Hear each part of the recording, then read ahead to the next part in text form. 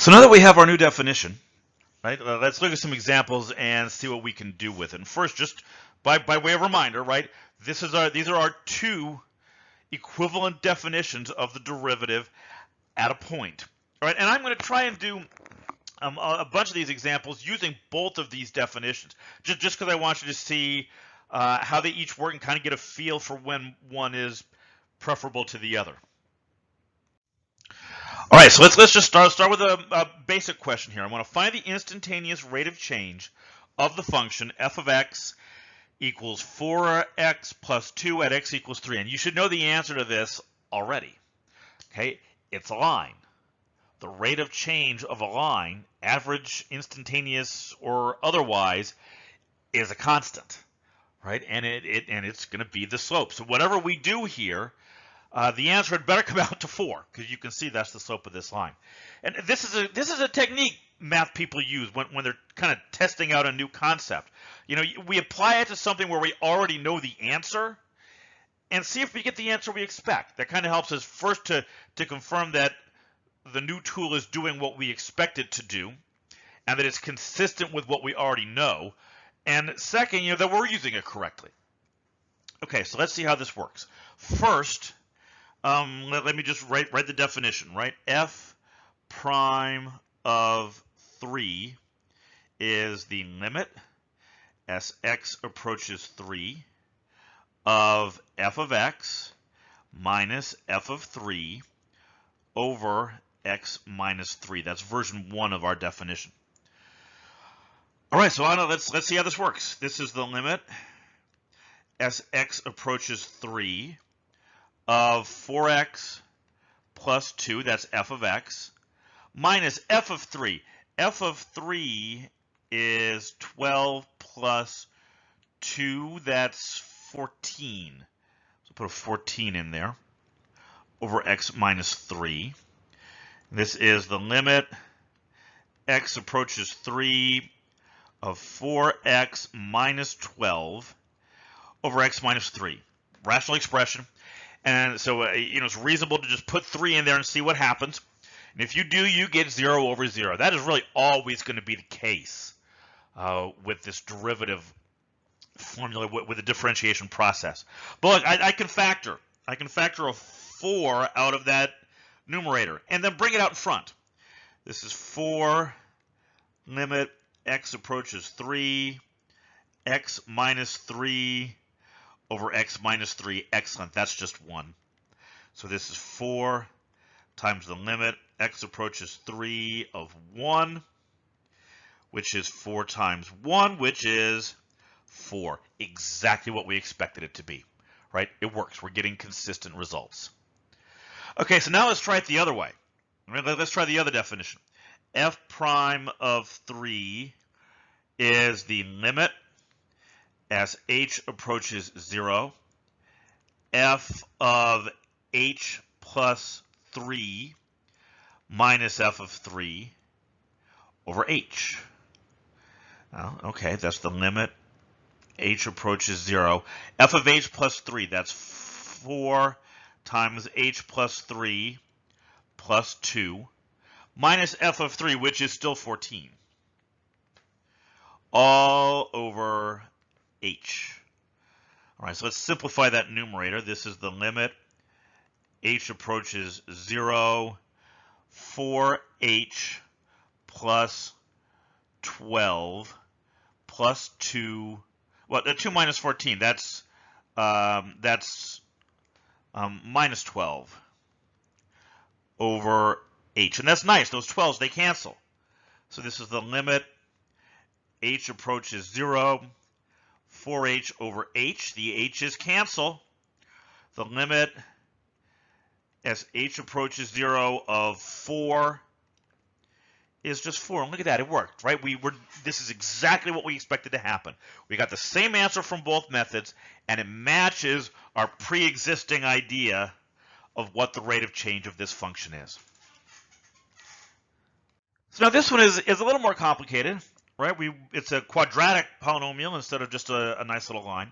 So why don't you pause the presentation, see if you can work this out. Then when you start it back up, again, I'm going to go through and use both methods here so you can see them both in action. All right, so first I'm going to use my version 1. This is the limit x approaches a, f of x minus f of, whoops, not a, we have a. A is -1. This is minus f of -1 over x minus -1. Okay, so what is f of -1? F of -1 is 3 times -1 squared plus 4 times -1 minus 2. So that's, let's see, 3 minus 4 is -1, minus 2 is -3. Okay, so I have the limit x approaches -1 of 3x squared plus 4x minus 2 minus -3 over x plus 1. All right, so let's clean up that numerator a little bit. Combine those two constant terms. This is the limit x approaches -1, 3x squared plus 4x plus 1 over x plus 1. Now I've got a factor, and remember, I have to cancel out that denominator. So the denominator kind of gives you a hint. I need to have an x plus 1 in the top to cancel with that x plus 1 in the bottom. So now that I see one factor is x plus 1, the other is 3x plus 1. The x plus 1's cancel. This is the limit x approaches -1 of 3x plus 1. Now I can put minus 1 in. 3 times -1 plus 1 is -2. So now let's try the other way. Let's try our other definition. So the limit h approaches 0, f of -1 plus h minus f of -1 over h. All right, so let's see, that's the limit h approaches 0, -1 plus h. This 3 minus 1 plus h squared plus 4 times -1 plus h minus 2 minus -3 all over h. All right, so this is the limit h approaches 0. Let's see, if you multiply this out, do the FOIL thing. This is 3 minus 6h squared plus h squared minus 4 plus 4h minus 2 plus 3 is -1. Is that -1? No, excuse me, minus 2 plus 3, that's +1 over h. Okay, now good things are about to happen. 3 minus 4 plus 1 is 0. So this is the limit h approaches 0 minus 6h squared. Whoops, excuse me, put these two together. Minus 5h squared plus 4h. Where did that h squared come from? Excuse me, that's not h squared. This is just, sorry. That's just minus 6h. Minus 6h plus 2h is minus 2h plus h squared over h. Now, cancel, right? Factor an h out of the numerator. This is the limit h approaches 0 minus 2 plus h, which is minus 2 plus 0, which is -2. And yeah, they match, right? Exactly what we needed to happen, exactly what we expected to see. Okay, so now we've got something different, right? We brought square roots into the process. But let's apply our definition. This is the limit x approaches 0 of f of x minus f of 0 over x minus 0. All right, that's the limit x approaches 0. Square root of x minus the square root of 0 over x minus 0. That's the limit x approaches 0 of square root of x over x, which is the limit as x approaches 0 of 1 over the square root of x. Okay, so we ran into a little trouble here. There's still an x in the denominator. It didn't clean up like the previous examples have. Right, so let's think about what this is doing. What is the limit x approaches 0 from the right of 1 over the square root of x? Well, if you put numbers that are really small, really close to 0 in for x, and you take their square root, they get even smaller, right? Well, they don't get smaller. The square root function is a little weird.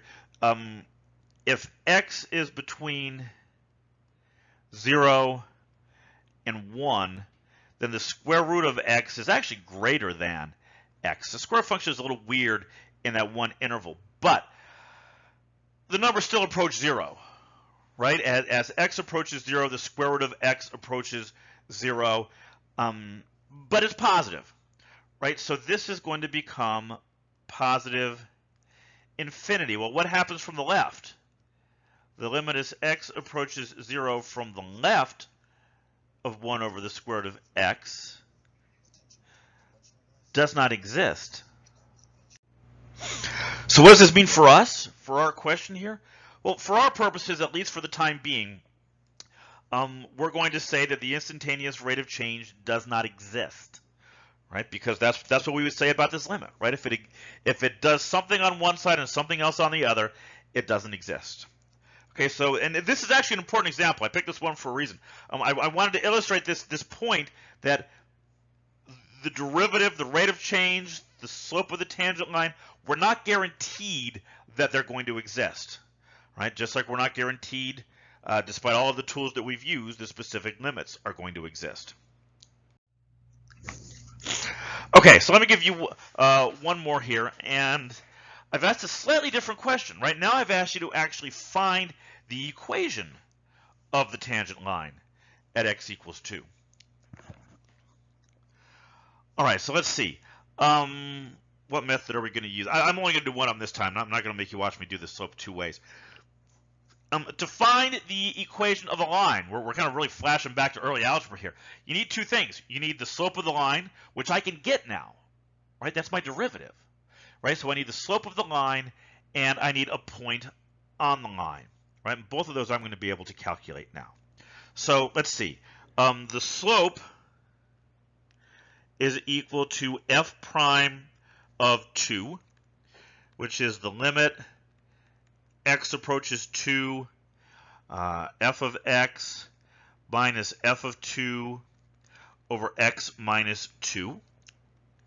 That's the limit x approaches 2 of 1 over x minus 1/2 over x minus 2. So let's see, now I have to do a common denominator, combine those fractions together. This is the limit x approaches 2 of 2 of 2 over 2x minus x over 2x all over x minus 2. All right, so now I can combine those fractions together. This is the limit x approaches 2 of 2 minus x over 2x times 1 over x minus 2. Right? Remember how we divide rational expressions? You keep the bottom one the same, change the division to multiplication, and flip the bottom one over.